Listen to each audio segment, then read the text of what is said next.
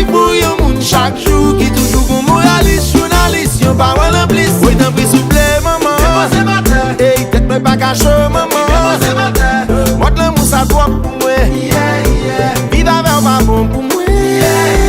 Ou tan pri souple maman, depose matin. Tet mwen pa kacho maman, depose matin.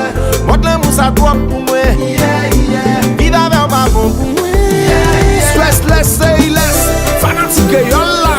Hey, depose matin, la.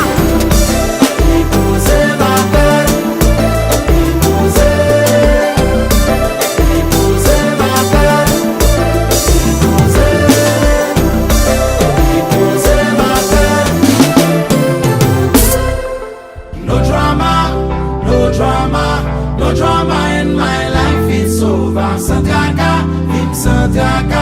I'm alright without ya.